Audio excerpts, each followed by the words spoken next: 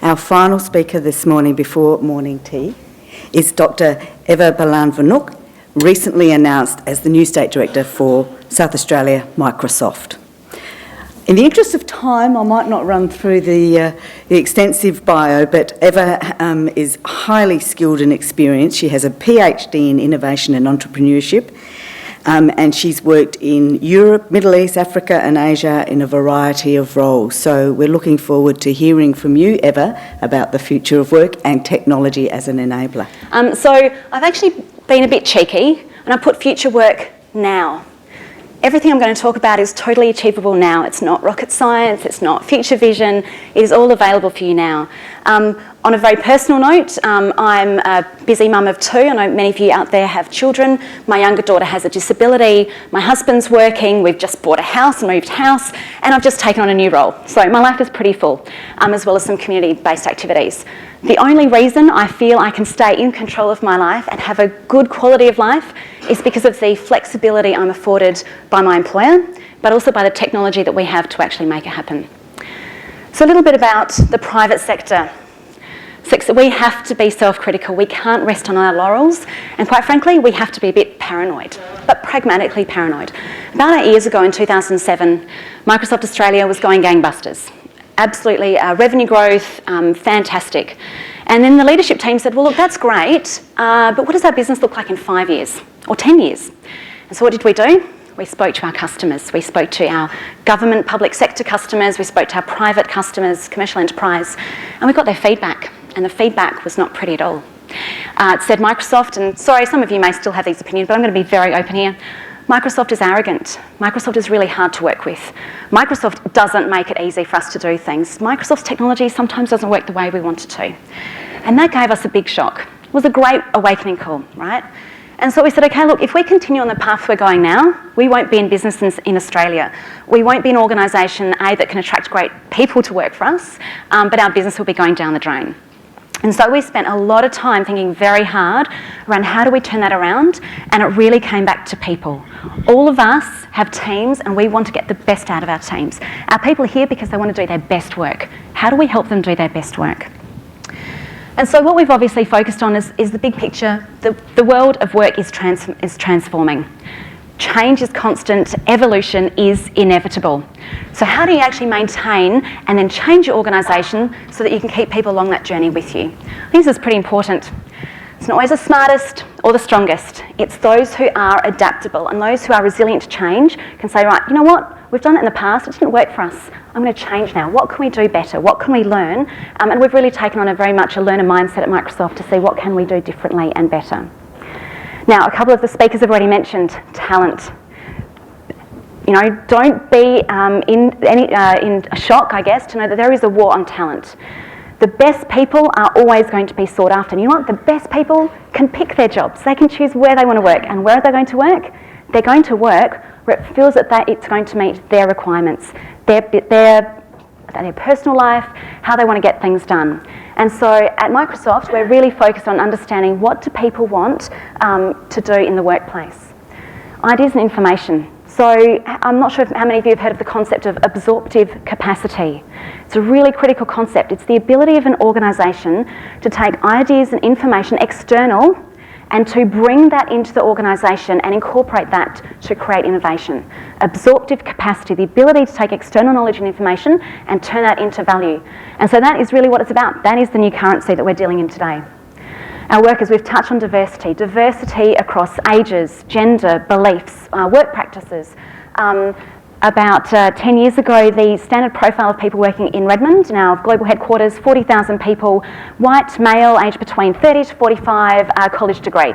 Building products for the world, you hear. You say, well, maybe not, because maybe they're not building products for the world because they don't understand the requirements of everyone in the world. So we've spent a lot of time talking about diversity and inclusion. Globally, we've made a commitment to hire 5,000 people on the spectrum, because guess what? They're valuable. They can do work. They like to do work that some of us may not find quite so interesting, but they have real value to add. So we're not just doing it out of a pity party. Different people add a huge amount of value to organisations. So how do we have the policies for that? And then a culture of innovation. And now innovation is a really interesting concept. There's radical innovation, the invention of the steam engine, invention of the internet, amazing things. And then there's continuous innovation, and let me assure you that continuous innovation is the bedrock of how our society moves forward. It's remixing functionality. It's saying, I've done that before and I've seen that. Now what happens if I combine those two things together? That is innovation. And so finding out how do you nurture that, how do you let people try, fail fast, is critically important. So how do we prepare for what's coming around the corner? And at Microsoft, with that very stark outlook of us not being very favourably perceived by our key stakeholders, we said, you know what, we need a new way of doing work. And so we came up with this philosophy. It's not new, but work is a thing you do. It's not a place you go. And what is really important, I really apologise for the poor quality of that. I did actually have a OneNote I wanted to present on, but technology wouldn't cooperate. Is to talk about these, well, I know, cables, I'm not a cable person. The way of looking at performance management. So a lot of you folks have actually spoken about we need to look at how we manage our people. At Microsoft, we've fundamentally changed the way we look to people. You're very familiar, there used to be a bell curve. You're a 1 at the top, 5 at the bottom. If you got a 5, you knew you were in danger. 1, awesome. Most people in the middle. Totally transformed. There are no numbers. There's no buckets. There's no categorisation.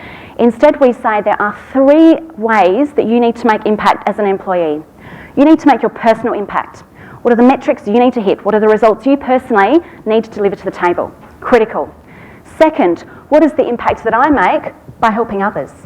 What have I done actively to contribute to someone else's success in my organisation? Not just by sharing the best things, sharing my failures. Takes courage to do that. And the third one is, how have I made an impact by learning from others? So what have I actively taken from others to be more successful in my role? And we are absolutely measured on those. We have every 3 times a year we meet with our manager. We say, okay, what did we do last time? Doing forward, how have I had an impact on those 3 lenses? Now, on the basis of new performance management, training of our managers to manage your people as though you can't see them, so there's a lot behind here that I'm not talking about, our managing director said, you know what, let's test this. Let's test, if we've got the technology in place, the people management practices in place, people don't rock up, don't come to the office. BRW called it our Freaky Friday. Pip said, I don't want you in the office. Work anywhere you like, do not come into the office. And so people worked from customers' places, with our partners, at schools, at a cafe, at the beach. And essentially we could keep operating. Brisbane floods, I don't know how many of you in Brisbane at the floods, but essentially massive business was shut down, government was shut down. At Microsoft, the office is actually on the river. The folks got warning about 2 hours before and said, you better leave now, floods are rising. All of Microsoft team got out of the offices. Do you know, our business continued seamlessly, did not stop. Queensland government actually came to us and said, please help us.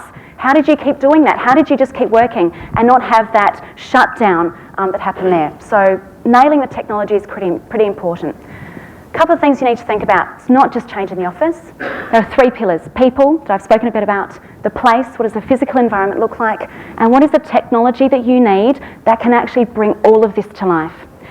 Now, people I've spoken a bit about, but absolutely it's about what works for you as a person. If you want to come and work for us at Microsoft, what do you need to be successful? Let's figure that out. We have someone who is a skier. He's so good, he's in the Winter Olympics, and he's like, oh, what do I do? I need to go and train in the Northern Hemisphere in Finland for 3 months. What do I do? Like, you know what? If you figure out how to work your hours, look after your customers, and then you ski at other times, we can make it happen. And guess what? He went and did his training in Finland, and he could be in the Olympics. So a couple of quick things, I'm going to really run through these. Lead the change. Funny story, so I've literally just been appointed as State Director, which is very exciting for Microsoft in South Australia, and someone I know asked me, oh, that's great, do you get the corner office? I'm like, oh, actually, you know what, I get any office I like. We don't have corner offices. When we went through this change, our senior leadership team had all the beautiful desks with all the windows, all the window offices, lovely. The first visible sign of leading from the front was to get out of those offices, much as Kim has said. Get out of those offices, and those meeting rooms became informal collaboration places, a place where people could go and have that private conversation, a working group of 3-4 people having brainstorm, having a private phone call. So we still have those places available, but it's changing and it's leading from the front. Absolutely new leadership styles. Spoken about that. You've got to manage your people so you can't see them. Hence these 3 impact lenses that we look at. My manager knows I'm working on those 3 things. Therefore, at the end of the quarter, whatever, we sit down and do that. He doesn't need to see me every day to know that I'm working on those things. We absolutely focus on outcomes as the deliverables, and trust and accountability that has already been mentioned.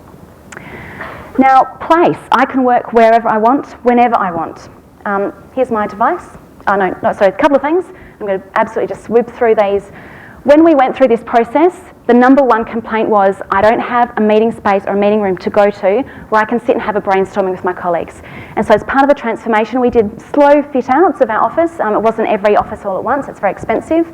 But essentially, as a result of actually transforming our Sydney office, we actually gave back 2 floors. So while we were growing in numbers and absolute numbers of staff, we gave back 2 floors, and as Kim has said, that's what we've done. Lease it out to someone else, brings down the bottom line. So critically important is having the right kind of spaces. That's my surfaces, which is actually down there. Got a little sticker on it. This is my office. That is my office. That's my phone. That's my collaboration platform. That's my enterprise social platform. That's my email.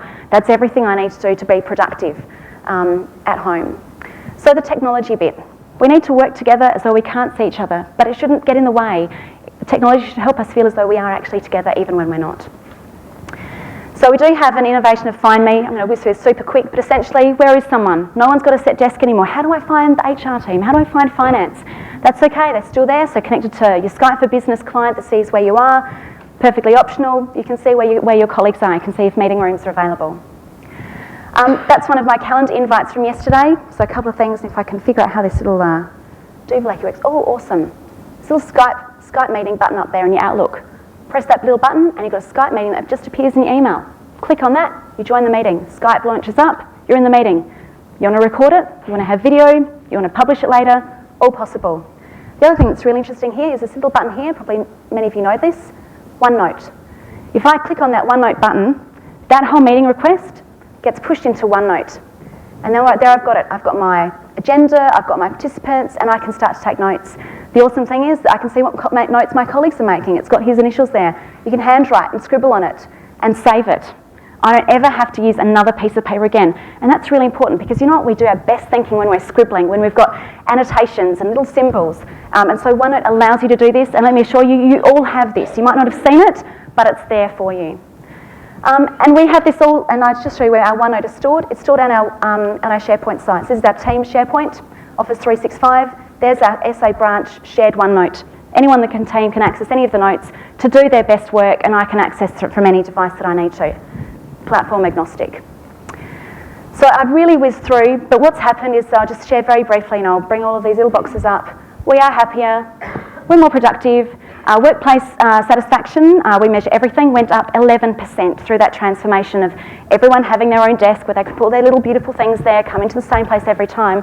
What if you happen to sit next to someone who perhaps wasn't your cup of tea, they were really, really loud on the phone, or they were a bit grumpy in the morning and you wanted a different place?